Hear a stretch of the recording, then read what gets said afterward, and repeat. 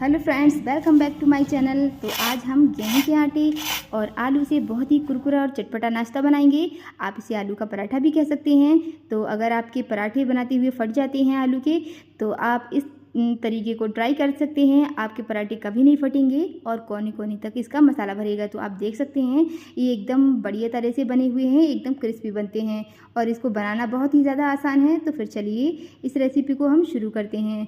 तो इसे बनाने के लिए हमने लिया है ये 2 कप गेहूं का आटा और अब इसमें हम थोड़ा सा नमक मिलाएंगे और बस थोड़ा सा ऑयल डालेंगे और इसका पानी डालकर हम अच्छा सा डो बनाएंगे। तो ऑयल डालने के बाद हम अच्छी तरह से मिक्स कर लेंगे ताकि ऑयल जो है सारे आटे में फैल जाए। और अब इसमें हम थोड़ा थोड़ा पानी डालेंगे, सारा पानी एक बार में नहीं डालेंगे। और डालने के बाद इसको हम अच्छी तरह से मल लेंगे। तो अच्छी तरह से मलते हुए हम इस डो को तैयार करेंगे। तो हमने इसे अच्छी तरह से मलकर तैयार किया है। अब इसको हम रेस्ट देंगे। तो हम इसे एक कपड़े से कवर करके साइड में रख देंगे। अब इसकी हम फिलिंग की तैयारी करेंगे। तो उसके लिए हमने लिया है ये आलू उबले हुए। तो ये आलू हमने पहले से उबाल कर रखे हैं। इसे हमने धोकर छीलकर और काट कर उबाल लिया था। और अब इसे हम अच्छी तरह से मैश करेंगे। तो आलू हमने अच्छी तरह से मैश कर लिए हैं। अब इसमें हम कुछ मसाले मिलाएंगे। तो सबसे पहले हम इसमें नमक डालेंगे अपने टेस्ट के हिसाब से और आधा चम्मच लाल मिर्च पाउडर और आधा चम्मच ही इसमें हम डालेंगे धनिया पाउडर और थोड़ी सी हल्दी डालेंगे।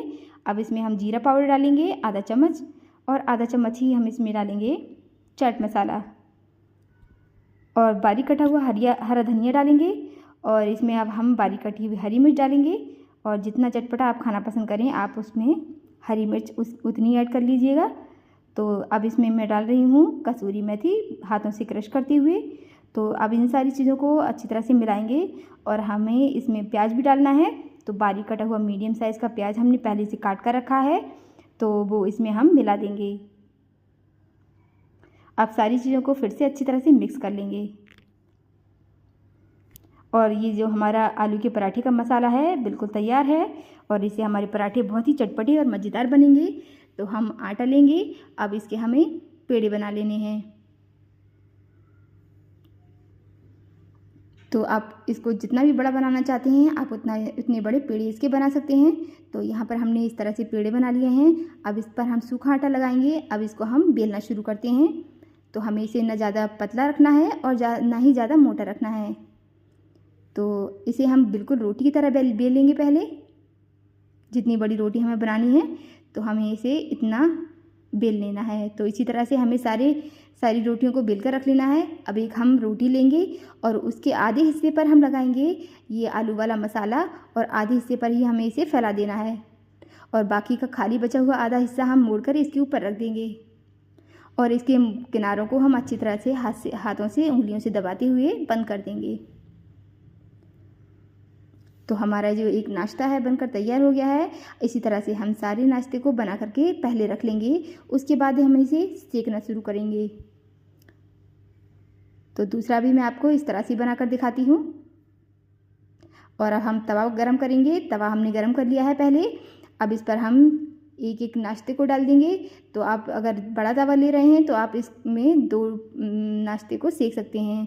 तो मैंने यहाँ पर 2 पराठे डाल दिए हैं। अब एक साइड से सेकने पर हम इसे पलट देंगे और इस पर हम लगाएंगे देसी घी।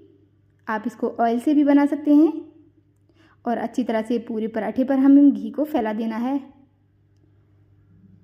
और अच्छी तरह से हमें क्रिस्पी होने तक और बहुत ही अच्छा सा कलर आने तक इनको सेक लेना है। तो एकदम कुरकुरे और क्रिस्पी एक साइड से ये सिक चुके हैं और दूसरी साइड से भी हमें इसी तरह से सेक लेना है।